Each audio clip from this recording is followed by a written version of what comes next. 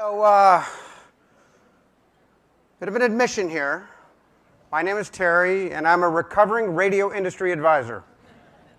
I now understand the connection between these two on-stage performances. I had the good fortune and the age of being able to advise on much, in fact, most of the consolidation that took place in the 1990s in the radio broadcast industry. And you know, it is kind of an interesting analogy, because you heard well before Bob's time at the company, when it went from a family business run in San Antonio with a lot of radio stations to the number one in the world with over 1,200 radio stations and an enormous media company. And what's interesting about it, and the relevancy to the conversation we're just about to have, I think we need two more chairs up here, or if not, three more chairs. There we go. I'll just do my soft shoe. Is that here was a highly fragmented industry that intermediated a significant and growing portion of media spend that within the course of like 6 years consolidated into just a handful of major players. Sound familiar? Yes, so TV did the same thing, so did print. They all saw their enormous consolidation waves take place, and while I would say we don't quite have the same analogy in terms of the application of technology, because back then the constraints to consolidation had more to do with laws and regulations. Today, I think our digital fragmentation opportunity is both better and worse. Worse because we don't start with 200 companies, we start with 3,000 companies. That's as many independent companies across the 11 LUMAscapes. There's 3,000 venture-backed, for the most part, companies that are trying to make their go of it in the digital space. And obviously, that number will have to change. So the gross number we're starting with is very, very different. The good news is we largely don't have any constraints around regulation. I'm sure the FTC looks at what Google does, but otherwise I think people have a free hand to be able to decide what capabilities make the most sense together. So I'm excited to have this conversation with a group of folks that really know a lot about this topic. So I'd like to invite up Rajeev Goel, CEO of PubMatic, well, Joe Zawadzki, CEO of MediaMath, D. Sharma, CEO of XAd, and Manu Waraku, Head of Product at MediaOcean.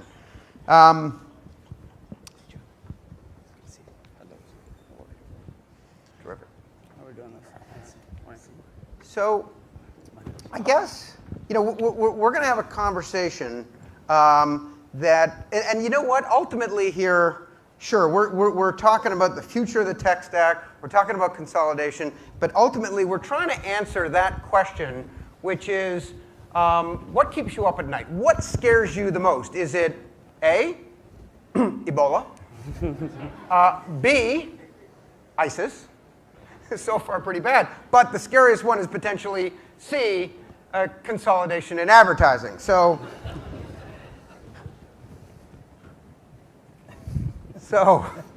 let's skip over the Ebola and ISIS stuff and go straight to consolidation and advertising. Why don't we? Since the first two kind of scared me a lot, and I don't have anything to say about them. I guess I'd ask the first question around the kind of capabilities that are sort of we're talking about the future of the tech stack, the ad tech stack, and what kind of capabilities do you think are like essential ingredients to that? And perhaps with a lean in further and say, shouldn't this really, given consumers' migration to the media to the mobile channel, all be about mobile? Won't you all be working for D at some point, Rajeev? Maybe, who knows? I think D's building a great business. Remains to be seen if we'll all be working for him. But I think, look, two of those three things have hit New York. ISIS is not here yet. But on the consolidation front, I think the key capabilities, as we see it from the publisher perspective, are really twofold. One is workflow automation, and the other is transaction automation. And I think many of our companies here have been very focused on transaction automation. So if we look at much of what's grown and is on the LUMA landscape charts over the last several years is really focused on RTB and transaction automation. But I think it is a natural progression now that the scale is there, right? We talked about 70% of US non-search display going to programmatic, $50 billion by 2019 globally. But that workflow piece now comes to the fore because people need to get more efficient and smarter about how they plan, how they buy, how they transact, all of those elements. So from our perspective, we're spending a lot of time hiring, building teams that are focused on that workflow piece, which I think is a significant DNA change for a company like ours. Yep.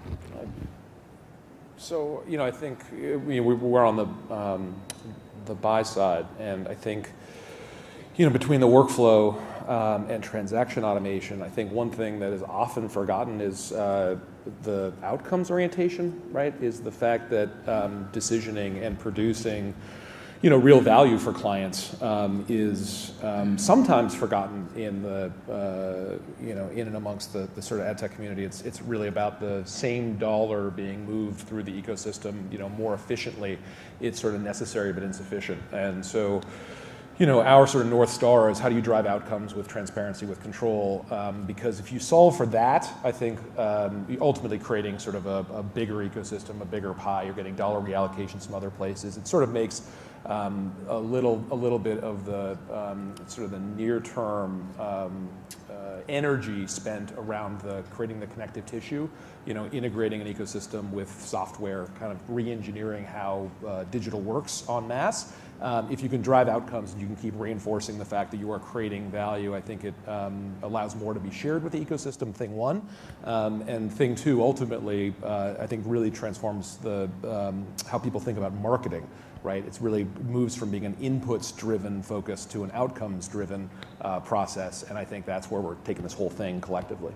Okay, so you're hearkening back to what Bob said about ROI. It's less about spend and more about results. What capabilities do you need to drive that orientation with your customer base? I mean, you need to have the footprint, right? So if you're not seeing everything that's out there, if you don't want to leave an impression behind, right? Because for any given client, there's opportunity in simply seeing it, and that's depth and breadth cross-channel. It's geographic scope.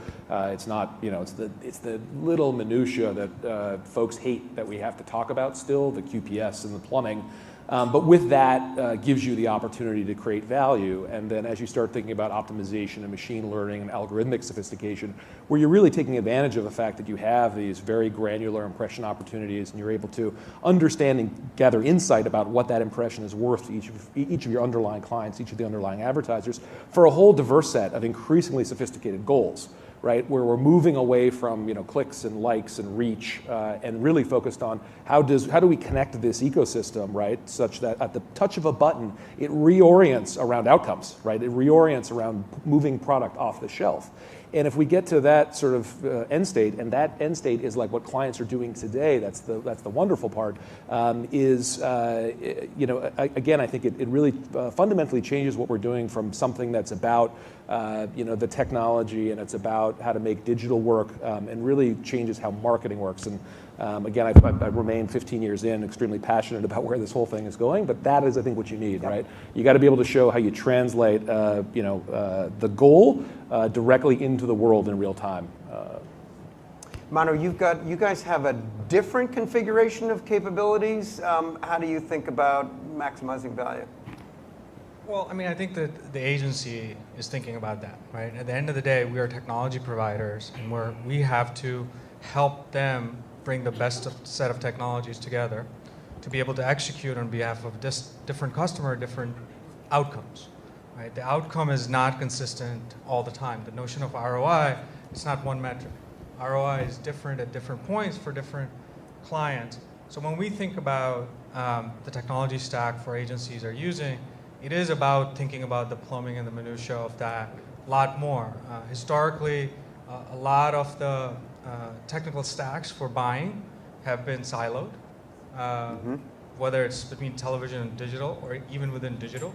If you look at digital technology stacks for buying today, you buy social, different from Facebook, obviously even those. You buy mobile. All these things are still fragmented. So bringing just that pieces of those puzzle together into a holistic workflow is important. That's sort of table stakes, if you might. Now, having an org chart driven by outcomes, that's good, but that's not sufficient, right? So a lot of our focus is thinking about, yes, we have a lot of these thinking going on around how attribution will work in multi-channel world, how sort of the data collection will work in those things. But the reality is the underlying data is just all over the place right now. And bringing it together is something we think about consistently and constantly.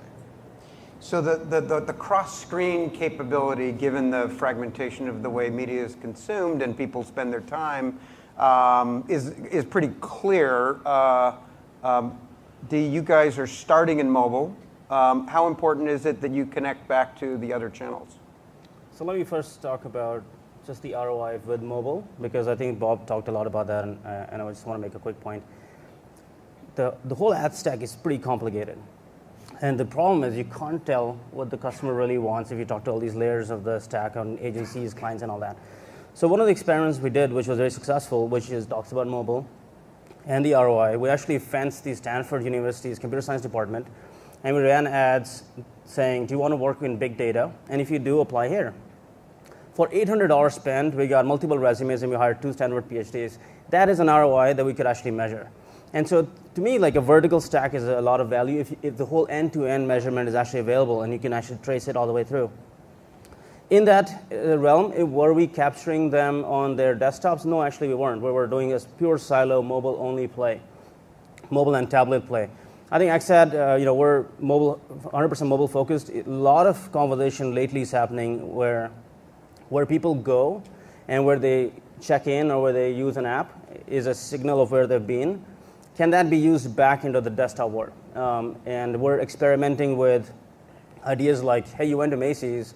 What if I showed you an ad on your browser for Macy's because you were just there with an offer? I don't have the data right now because we're early stages of experimentation, but I think that's very exciting next phase for us. Okay. Rajeev, you guys have partnered together, right? That's right. How are you leveraging that relationship to cover your mobile opportunity? Yeah, so for us, mobile has been something we've been working on for over 3 years now. Earlier this year, we bought Motion Mobile, leading ad server for premium publishers. And we just recently put out some news that mobile's now well beyond 10% of revenue for PubMatic, excluding that acquisition. So it's been growing at a very rapid rate. I think the cross-screen capability is very important. Obviously, we're driven by our customers like everybody else here. And our customers are premium publishers like an NBC or a WebMD or a Fox, where mobile for them is very different than I think most of what we've been talking about and reading about in mobile, which is either social, i.e. Facebook, right, or it's gamers advertising on other games for app install.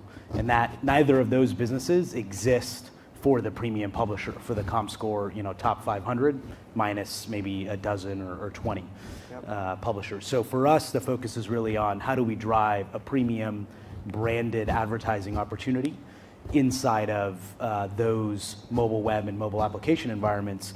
And what our partnership with XAD does is gives us very, very granular location targeting data, which is what XAD specializes in. And I think the partnership works very well because XAD is not in the programmatic pipes business, which is very much the business that we're in.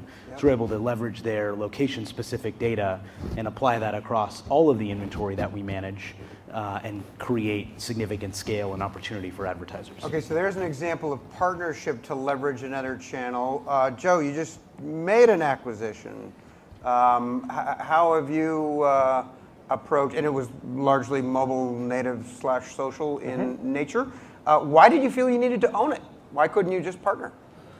Yeah, we're seeing the native requirements sort of increasing, and we had a lot of great DNA in and around RTB and in and around sort of the impression level environments, and making strides in terms of last miling inventory, sort of regardless of how a publisher or a partner wants to make it available. And it became increasingly clear that some of the faster growing channels, the Twitters, the Facebooks, the Pinterests, the Instagrams, as people initially start thinking about how do we publish, typically the first state is a more closed API-driven environment. And we said, look, we need to have the DNA internally to be very facile in terms of integrating with that, because when programmatic TV, when Bob makes iHeart Radio inventory available, it's going to likely be through an API-based environment first. And so if we want to be able to fulfill the customer promise of being where the impressions are, being where the inventory is, we've got to have that ability to quickly last mile those capabilities and do it in a global and do it in a SaaS-based way. And so precisely what we did, we looked at surveyed the landscape, looked at I think 73 companies initially, sort of brought 24 people into a process, did sort of desk trials with 12, really got deep with 5, and ultimately closed on 1. And after the corp dev team sort of shook that experience off after the course of about 6 months, are sort of back at it. But I do think it's important to think, what are the core capabilities that you need to have inside of an organization from a DNA perspective? I think a lot about this concept of hybrid vigor, and sometimes the acquisitions are really around that. How do you introduce different orthogonal perspectives into an organization? And sometimes you just need people like physically in the same space and aligned around the same mission, and you start synthesizing around a vision that becomes more expansive and inclusive by having members of the team sort of in the trenches together. And so part of that is we do think a lot about the people element of acquisitions. I mean, I think that the technology is absolutely critically important. It's sort of that may be table stakes, right? Is you got to make sure the technology is best in class and fits, but it's the people that will get it there over time, right? Because you're doing nothing for today, you're doing things for the next 5 years, the next 10 years, and that's a people decision. Well, your description of a detailed corporate finance process, a rather arduous one, I was about to say, welcome to my business, but then you used the word orthogonal. I don't know what that means. So maybe it's different after all. You know what? I got a bunch of other points. I want to jump to the elephant in the room, okay? We are seeing sort of reformation of walled gardens. In the 1990s, they were based around content. AOL was very good at that. And now they're around data. And with the migration of eyeballs to mobile platforms, and with the success of in-feed and the particularly stronger performance, and you could debate this if you disagree, first-party data, logged in, registered users. There are some large players, Facebook, Google, potentially Amazon, Twitter maybe, that have a pretty strong hold on what looks like the ad signal marketplace in a post-cookie world. How do you guys compete with that kind of scale and that kind of data? I think that's what keeps me up at night, by the way. There we go. So it's not the first, not these three. We're pushing scale very, very hard. As of last week, we're 100,000 QPS. So the more we can listen to, the more first-party data we can create, we would have a leverage over Facebook and Google. And we're actually bigger than Google now as of last week. So I think that the key is to sorry, ladies and gentlemen, XAD is bigger than Google now. In scale, mobile scale. So. In what scale? Not revenue, mobile scale. Yeah. Hang on, not revenue. I'm going to write that down. But it's actually the scary thought. And I think the other strategy is to go into China. We're live in China for a couple months and establish a presence with the 500+ million consumers there. So international expansion and scale, and then having the best first-party data are the three that we continue to think about, and how do we create that proprietary data set of ourselves. And then obviously partnering, and PubMatic has gotten a lot of scale to us. Okay, so the answer of how you beat these massive, multi-$100 billion ubiquitous companies is scale? I wasn't expecting that one. Okay.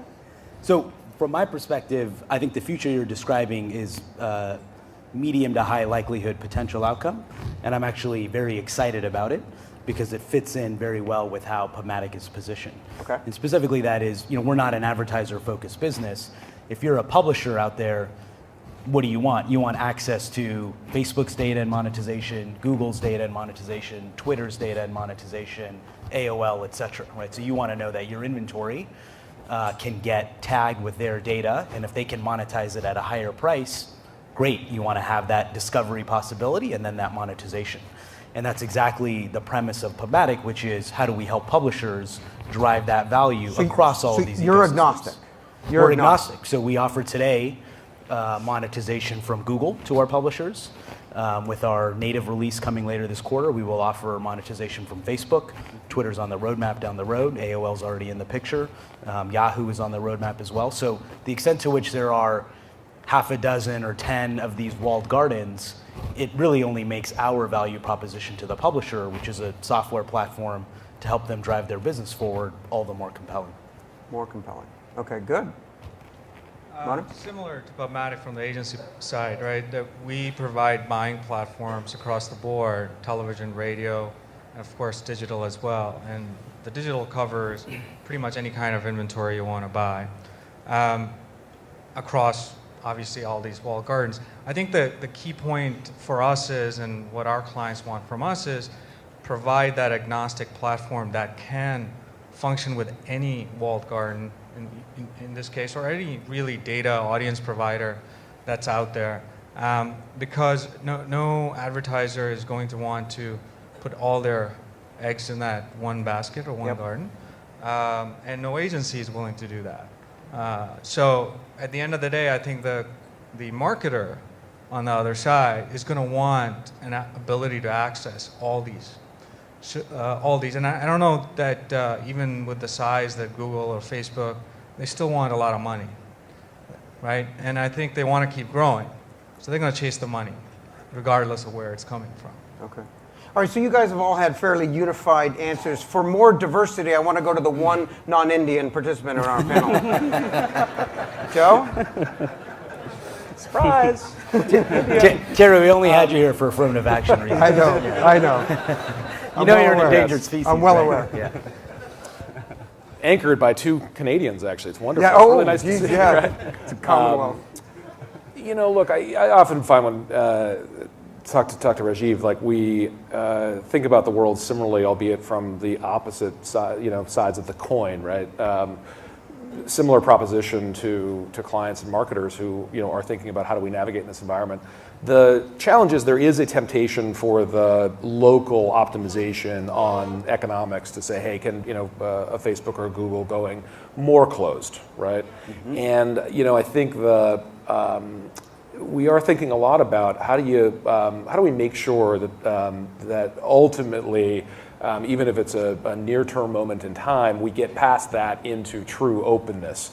From the marketer's perspective, if you think about what the last few, call it 5 years were about, it moved from a world of closed, right? It moved from, really publisher side decisioning about, hey, you're buying a very high-level proxy that needed to be. I think about the telephone game, right?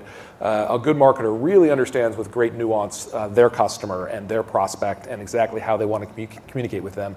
And the traditional approach to media buying was taking all of that richness and turning it into age, income, geography, right? Standard demographic buying, and then hoping the publisher delivered enough grain with the chaff that came across to make the whole thing valuable. And what's happened with programmatic and why it's sort of different in kind, not degree, is this ability to sort of really understand what each and every one of those impressions is worth, and to be able to pay fair value for it, which also means you can pay more for the grain. And as long as you're doing that, everybody is better off. And so at this moment when the clouds parted and marketers kind of saw finally getting to put to rest the Wanamaker quote that seems to still be the tagline of our industry, half the advertising dollars are wasted, don't just know which half. The fact that's been the tagline of the industry for 100 years has got to frustrate people in this room, right? No other industry would actually sign up for that proposition. And so at the moment where you're starting to see at real scale with real sophistication, you're able to drive real outcomes, this is awesome, isn't it? And then we may be going back closed. It's not going to happen. Right, marketers will, with a voice, I think, come back and say, no. I got there. I can't go back to islands. I at least need an archipelago. We need to be able to stitch these things together, and let's move forward, shall we? And so, it's going to be a little bit of work. I think it'll create some choppiness for the next year or two as people are thinking about it. But I think in the long run, rationality will prevail, and the world will remain open. I agree. I think I had a conversation this morning with one of the world's largest media buyers, we're talking about this exact sort of threat, right, of all these walled gardens, and they basically concluded, look, not on our dime, or in their case, $4.5 billion. I mean, in other words, the people with the money are going to insist that it actually remain open. I want to talk about the different types of integration. There's, of course, we talked about sell-side solutions, publisher solutions on one end, and then Manu and Joe, the marketers on the other end. So that's what I call sort of horizontal integration, where you have seen some players. I just advised Millennial on their NextEdge acquisition. That was done to connect the horizontal integration of programmatic capabilities across their channel. And so some people believe that you need to have that stack that runs across. Google's got it. Facebook's developing it. Adobe's got pieces. Singapore Telecom has got some investments. So how important is it to either play across the entire stack or serve one principle? I think there's actually continuation from the last question. The horizontal stack is going to be increasingly more competitive because of the proprietary data set of Facebook and Google. The vertical stack will have some winners because you can actually pick something, improve the ROI all the way, and specialize and create proprietary data set against that ROI, and keep building on it. So currently we play actually in both, but we're specialized on the vertical stack. We have over 1 million advertisers that majority of them pay us. Explain the vertical stack, because are you selling on impressions and on performance? So majority of our business is performance, which is over 50%. Where let's take an example of a dentist that wants a phone call for somebody that's looking for teeth cleaning or whatever. They are paying us for that call. They're not paying us for impressions, publishers, the part of the stack, none of that. And when the call comes in and lasts more than 30 seconds is when we get paid. Yeah. So that to me is a vertical stack, because it's all the intelligence that goes in the middle of which publishers we place the ads on, what time of the day, which consumers, which audiences. That's our stack. It's hidden to the consumer, to the advertiser. Okay. And Rajeev, was the point about workflow and providing automation tools for that premium sort of brand purchases, does that give you the spread across the stack? Yeah, so our focus is very much the vertical integration, right? I think it's a fool's errand to go the horizontal route and compete with the likes of Google and Facebook and say, great, we're going to be bigger than them, we're going to have more first-party data than them. And that doesn't mean you can't be successful doing it. I'm sure there will be pockets of success. Obviously, those guys, as big as they are, they're constrained in terms of resources and capabilities and the like. I think much more fertile ground, and clearly where I've positioned PubMatic, is that vertical piece, which is giving publishers everything they need to serve brand direct sale advertising, as well as, let's say, more open market, direct response type of advertising, and give them the full ability to understand their customer relationships, the insights, and drive their business on that basis. I mean, 2 points. I think that's one of the weirder slides I've seen you design, Terry. There you go. I just designed it's, it. It's like evaluating a car on its ability to go from 0 to 10. I think the vertical orientation off the line is really important. It's really great. Have you ridden a Tesla? They're awesome. It's on its way. Just got the D. The point being, I think, even just the scope of the brand to direct response. I mean, one creates a weird sense that those things are somehow at odds, as opposed to branding being a way stage along the continuum, but really focuses around promotion as one of the 4 Ps and advertising specifically. Whereas I've always thought that's a very limited use case to what we are collectively doing. If you've got 90 billion impressions a day of integrated supply across channel, and using it just to say, hey, come to my website, or hey, buy my product, you really want to be focusing on CRM. You really want to be focusing on real customer communication. So that arrow goes all the way down, right? It goes into a full lifetime value and a real customer communication strategy. So that's one. 2 is, I think, again, as I said, I agree with Rajeev, there's a reason, I think, where every investment banker, every real estate agent, every lawyer that wants to serve both sides, with the exception of Terry, who manages to pull this off, has to sign a conflict waiver that says, hey, I'm going to represent both sides. And the reason for it is because you want your partner to represent your interests. You want to be able to trust them to communicate with high fidelity and full transparency what you're trying to accomplish. And being a horizontal solution and trying to ultimately satisfy two masters, I think someone has to lose in that equation. And so I do think the steady, stable end state, as people really start thinking about their long-term investments, not the little investments they're making in digital, the long-term investments they're making in digital, they're going to want to know they've got a trusted software layer that represents their interest in the marketplace. Right. Yeah, and just on that point, many of us up here are software guys. I think it is impossible to write code that optimizes for both all the time equally well. Right? You can't optimize both sides of the equation, so you got to pick a master and serve that master very well. Who's Google's master? Google. How many full stack players is there room for? I mean, we're playing whack-a-mole, right, with consolidation. So in the last 2 years, you get like 100 deals. So there's 100 less independent companies, but 150 new ones. So every year the fragmentation just keeps getting worse and worse. I've sort of stopped worrying about it, but that's how you make a living, by the way. Precisely, precisely. Or as one ad agency person said to me, he said, "Do you charge for the LUMAscapes?" I said, "No." And he goes, "I understand your business model. Confusion is free. Clarity has a price." And I said, that's a tagline I can use. And he was an agency guy. No? Did you hire him? No, he's no longer working there. So I mean, do you welcome Adobe, Oracle, the big CRM guys coming into play? How important is it that there be more than just Google and Facebook? The answer to that is yes. I think the horizontal integration right now on the non-Google side of the fence or anywhere else is really API driven, right? So PubMatic and Mediaocean have done integrations.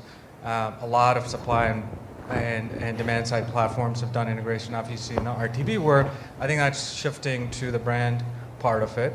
Outside of digital, in television, traditionally that's been pretty automated. There've been sort of automated pipes available to those players. Nobody talks about them, obviously, because they've been done for a while. You're kind of sitting on them. So that's one point. Second is I think that the notion of there are too many technology providers is absolutely fair. We're not going to be able to continue to have the marketers want to scale the business on this side if the amount of money that they have to deploy in terms of people and just the margins continues to be where it is. It's not survivable. That's like saying there are too many apps in the App Store. Right. Boy, Apple is really like just sucking wind because they have 1 million apps now as opposed to 100,000. You want more apps. The sign of a healthy ecosystem are more applications, more point solutions, right? To think that we're going to move to a world of four players, maybe 4 ecosystems, quite possibly, but the amount of point solution innovation, the sign of success is that you have a job forever, Terry. Right, there you go. Full Employment Act. Yeah, I think if you look at most industries, there's a lot of companies in the space, right? Legal services, IT software, IT services, right? Apps, as you talked about, investment banks, right? So there's hundreds, thousands of players, one for every different shape and size.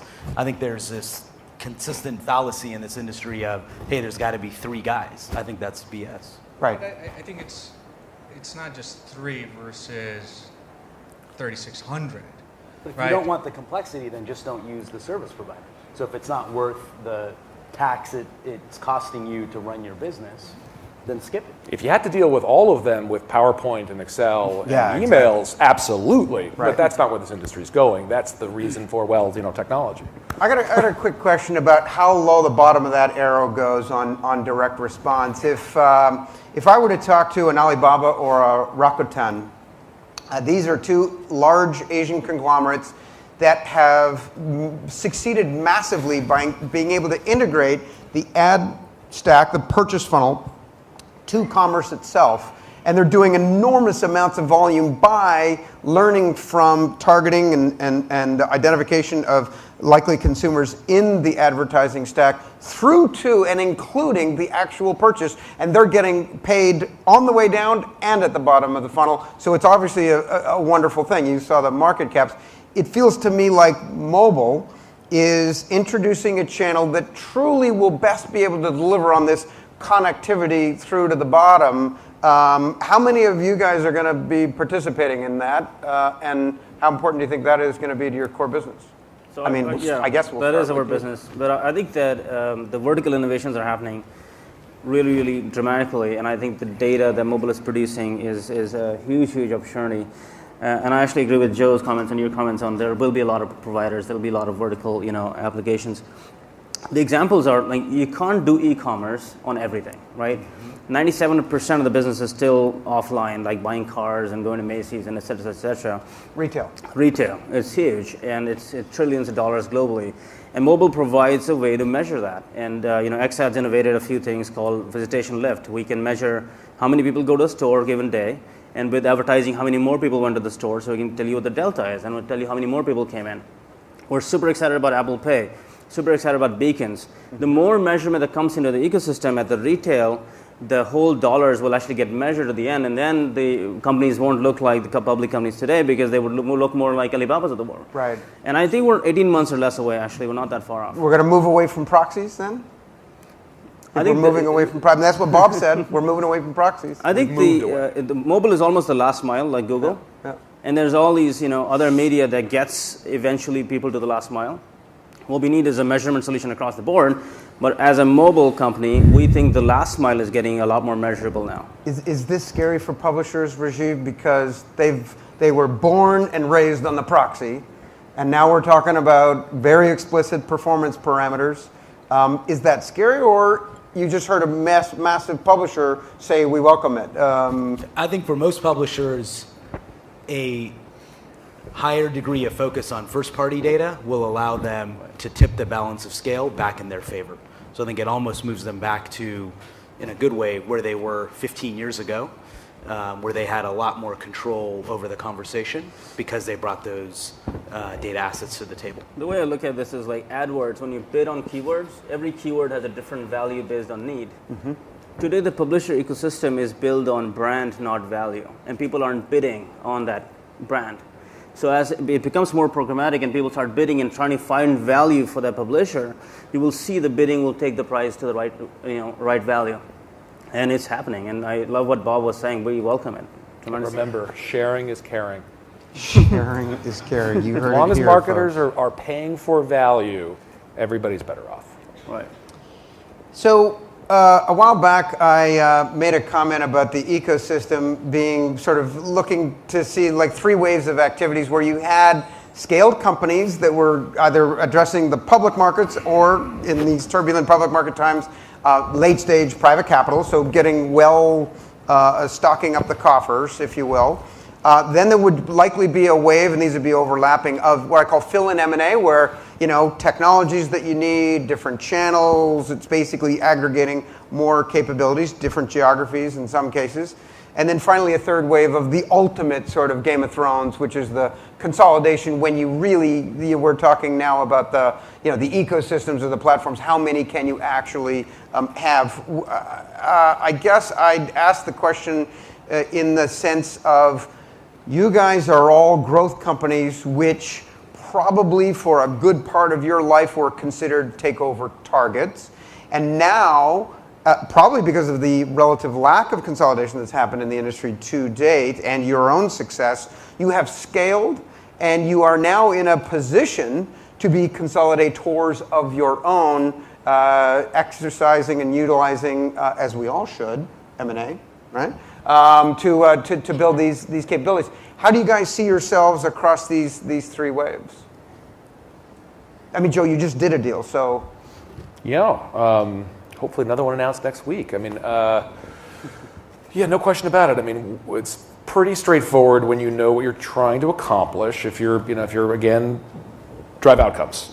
There's a quick filter there that says how do you accomplish that? And actually, to Bob's earlier point, you build by a partner. It's a pretty straightforward matrix, and in a lot of cases, for acceleration reasons and for strategic reasons, it just makes sense to buy. And I think it has to be in the toolkit. I mean, it's been a new muscle for us, I would say. I mean, we've done several over the course of a number of years. I think we're at 6 or 7 acquisitions and a few divestitures, so we've been fairly active in this regard. But I think from a really practiced discipline, to your point, of a proper strategic M&A process as opposed to a proactive one as opposed to a reactive one, it's new, but really encouraged by the opportunities there. And I think that's it's got to be in the toolkit as we move forward over the next few years, because again, the end state is we're still in second or third inning. Like I do talk to a lot of folks, and folks are like, well, where does it stop? And it's like, look, we're hardly done. We've hardly begun in terms of the real transformation here. And to think that an organic team of people can accomplish all of that, as opposed to finding people that have spent years focused on some particular area that extracts the most value out of X or Y, is hubris. So you got to be able to do it, and we're learning. It comes back to your earlier point about people. Manu, you're the product of a merger, and yet you are in the marketplace building a lot, or attempting to build a lot of capabilities. How do you guys think about build versus buy? Yeah, so I mean, I think the post-merger focused a lot on retooling our platforms, right? And we've been kind of focused on that for the last couple of years, not only to build a platform, but build a platform of the company itself in terms of position. We've focused, as a result, a lot more on partnerships over the last year and a half.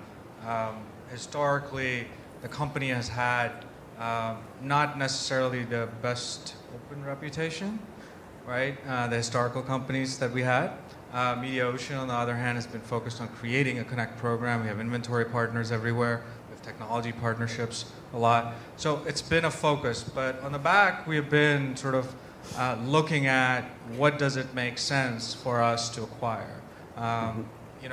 Absolutely, it's about people. Yep. And when we feel that there is expertise or there is insight or understanding or market dynamics understanding that we don't have, then we look for an acquisition there. So it just hasn't been I think from a timing point of view, something that's been important to us. Right.